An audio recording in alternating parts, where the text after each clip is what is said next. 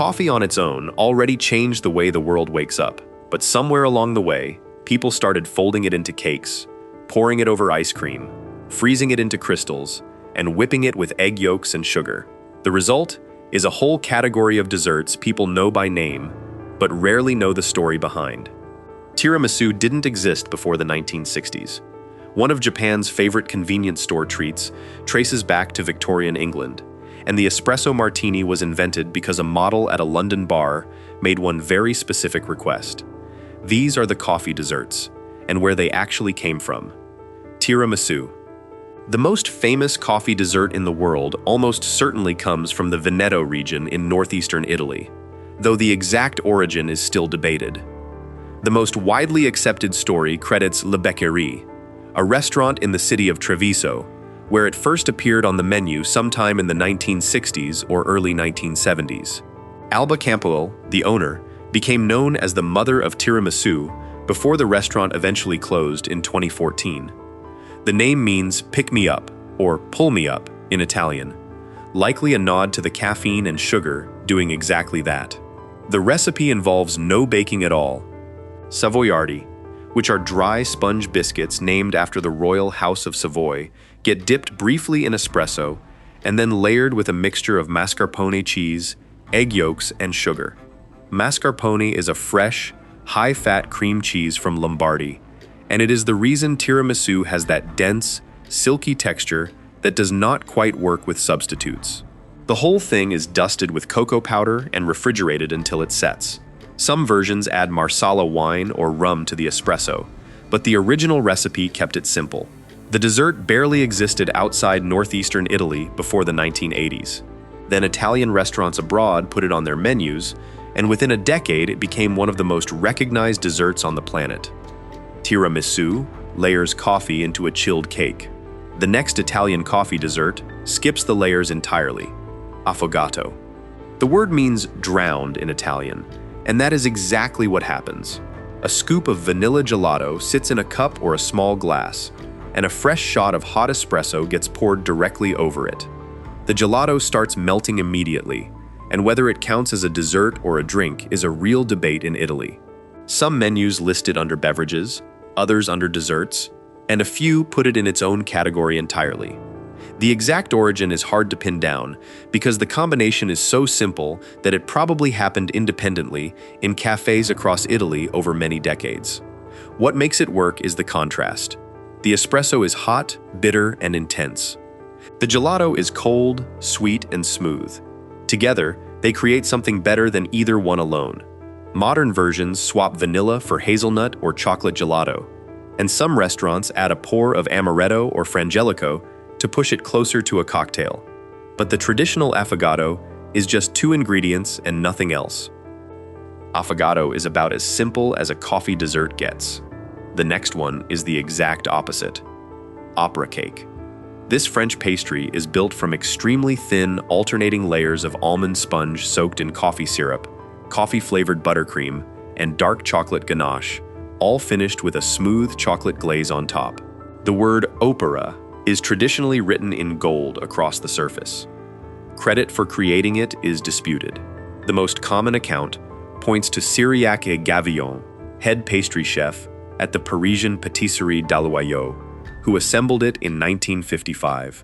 His wife André supposedly suggested the name because the glossy top reminded her of the stage at the Palais Garnier, the Paris Opera House. But Gaston Lenotre, another celebrated French pastry chef, also claimed a version from around the same period, and the disagreement has never been fully settled. What sets opera cake apart is precision. Each layer is spread paper thin, and the whole thing is assembled flat in a rectangular mold rather than stacked round. When you slice into it, every layer appears in clean horizontal lines. The coffee comes through in both the syrup and the buttercream, placing the cake right at the intersection of bitter espresso and rich dark chocolate. Opera cake takes a trained pastry chef and real patience. But one of the most popular coffee desserts in Asia needs almost no technique at all. Coffee jelly.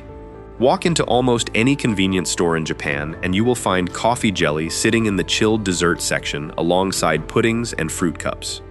It is exactly what it sounds like. Brewed coffee sweetened with sugar, set firm with gelatin, then cut into cubes and served in cream or layered into parfaits.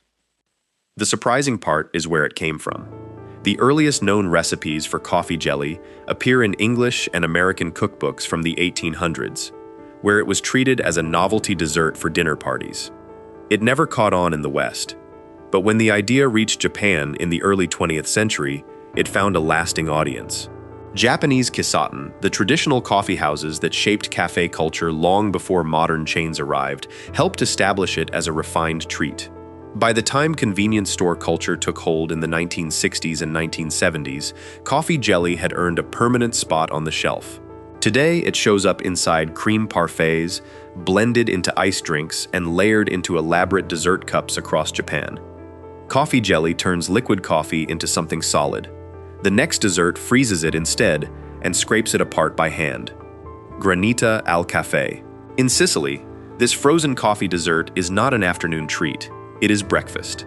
Sicilians eat it first thing in the morning during the summer months, served in a glass with a generous dollop of whipped cream on top and a round brioche bun called brioche colu tupo on the side for dipping.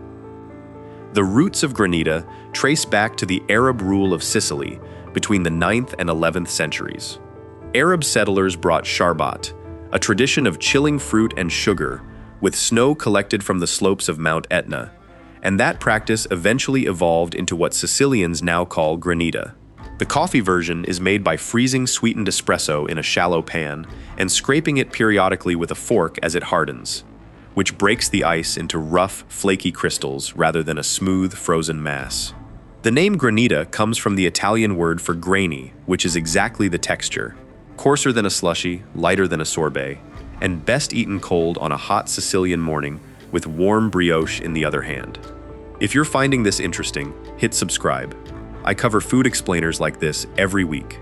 Now, the next one has one of the best origin stories on this entire list: espresso martini. In the early 1980s, a London bartender named Dick Bradsell was working at the Soho Brasserie when a young model walked up to the bar and asked him for a drink that would, in her words, wake her up and get her drunk at the same time. Bradsell pulled a fresh shot of espresso, combined it with vodka, coffee liqueur, and a touch of sugar syrup, shook it hard with ice, and strained it into a martini glass. He originally called it the vodka espresso. It was later renamed the pharmaceutical stimulant, before eventually settling into the name espresso martini. For years, the drink floated around London's cocktail bars without becoming a global phenomenon. That changed in the early 2020s, when it suddenly became one of the most ordered cocktails on the planet, driven largely by social media. The new name stuck permanently. Café Liegeois is made by layering cold coffee or coffee-flavored ice cream with whipped cream, sometimes with a ribbon of chocolate sauce, and served in a tall glass with a long spoon. It remains a common fixture on French bistro menus during summer. The irony is that the dessert itself has very little to do with either Vienna or Liège. It is simply coffee and cream served cold. But the wartime renaming gave it a story, and that story has now lasted well over a century. Café Liegeois pairs coffee with cream and ice cream, but the single ingredient that quietly connects more coffee desserts than any other does not come from France or Italy. It comes from Mexico. Kahlua. This dark coffee liqueur was created in 1936 in the state of Veracruz, a region on the Gulf Coast of Mexico that has been growing Arabica coffee since Spanish colonists introduced the plant in the late 1700s. Kahlua is made by combining locally grown coffee with rum, sugar, and vanilla. The name is believed to come from the Nahuatl language, spoken by the Aztecs and their descendants, though the exact translation has been debated for decades. What makes Kahlua significant is how often it shows up as an ingredient elsewhere. It is in the White Russian cocktail that became a cult favorite after the Big Lebowski. It is the coffee liqueur in Dick Bradsell's espresso martini. It appears in countless tiramisu recipes as a substitute for or alongside Marsala wine in the espresso soak. And it turns up in layered shots, mudslides, and dessert sauces in restaurants around the world. Many coffee desserts owe part of their identity to this one bottle from Veracruz, even when the label never makes it onto the menu.